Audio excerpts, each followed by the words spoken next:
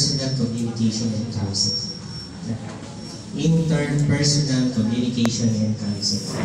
So, ano po ba ang layunin natin? Kumaga ay ma-equip natin kayo, mga BHWs, frontline health workers, bilang maging isang mahusay na tagapagtaguyod ng programa para sa National Immunization Program na tagapagtaguyod. At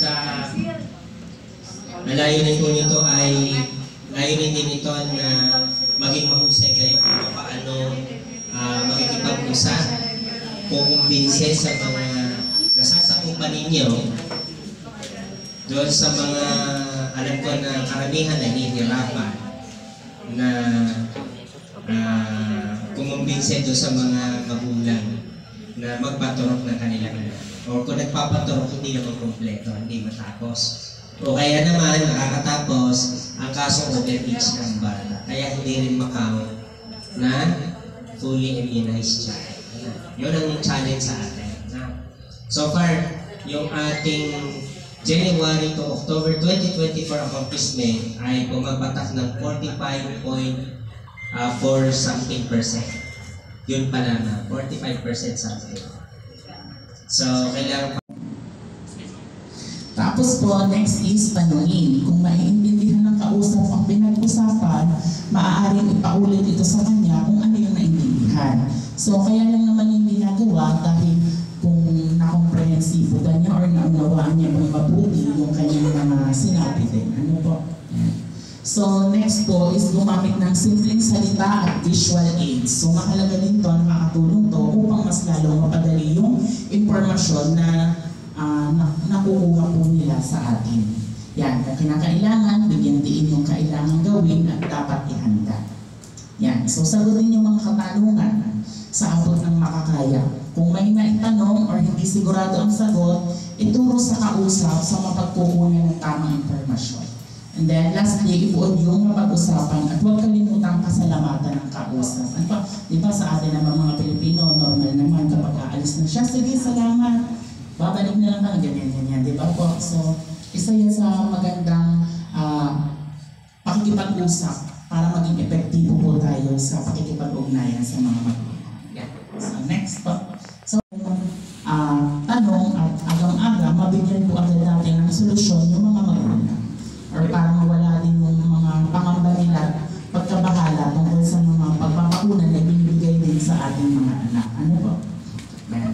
So, next.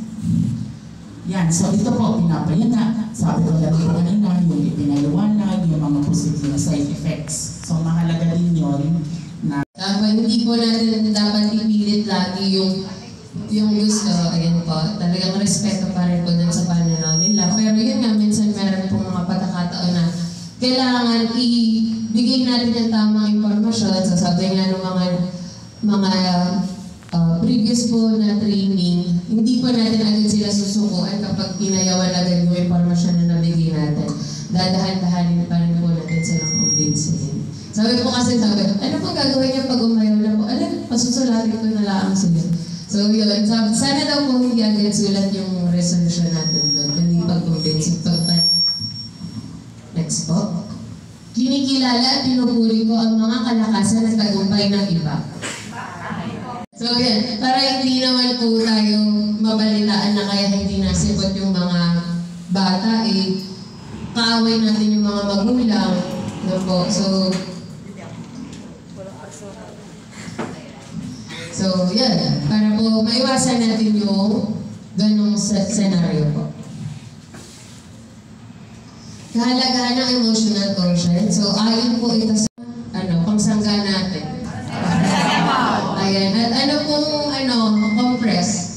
Or blue? Ayan. So, ano po ba? Saka bago talaga maturukan, pinapaliwanag. Ito yung mga sakit na maiiwasan, no? At kaya nagbabalik, mga ganyan po. So, banayad panandalian. So, sinasabi din po doon kung ilang araw po yung lalag natin. At kapag lumagpas sa ganitong araw, magsabi na sa DHW, no, para po ma-report agad po. Kasi, syempre, para po maiwasan yung pagkakaroon ng vaccine hesitancy po dun sa nasasakupan niyo. Pwede sa video. Takot sa injection, ito na Tao po! Gandang araw po! Ay, sarili. Ay, magandang araw po, ma'am. Ay, mami, daddy po ka lang.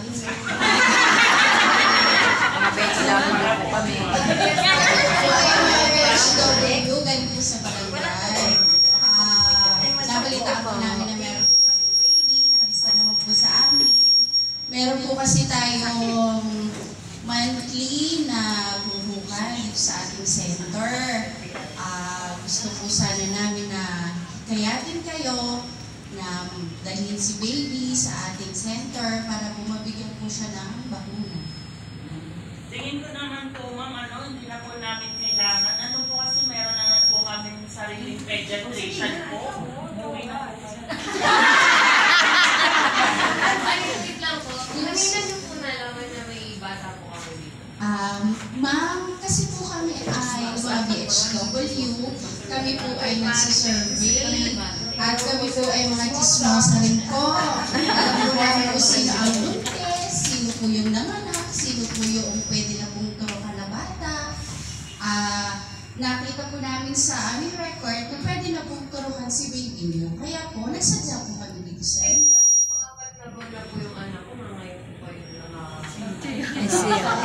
Ganito po yan, ma'am. Kasi po, minsan, hindi po available ang ating panturok, ang ating vaccine. So, hinihintay pa po natin na bumaba po yung vaccine hanggang po dito sa level ng ating municipality, tapos ibababa po sa barangay. Kaya po nadidelay po ang ating pagbabaksin sa bata. Tama. Pero sa record niyo po ba, alam niyo po kung ano yung mga nakagawa sa Bali po sa aming record, si baby niyo po ay nakatakda pong turukan ng third dose po ng Penta. Sayang naman po kung hindi niyo po ito makaka-avail.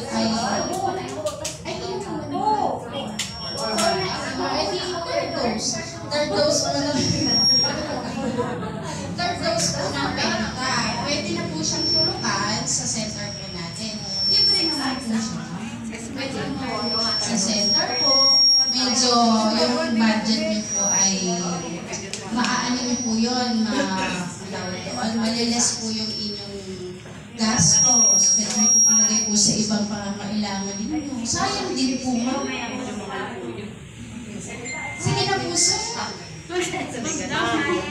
Napupukan sa center. Yung po ay depende po sa schedule na ibibigay po ng aming midwife. Bali po, minsan po, sa amin po, sa Newgan, every third week po ng month. Depende po kung ano pong schedule na araw po yun. Ina-update po naman namin. Sakali po ba na sa inyo po namin ipagkatiwala yung baby po namin? Yes. Sabi po ba ay maabisuhan po lagi na update na magkakaroon po ng Yes po, sir. I-friend po kayo sa Facebook. Pwede po kayo message or halimbawa po ay wala pong signal, sasadyain po namin kayo sa bahay. Ganun.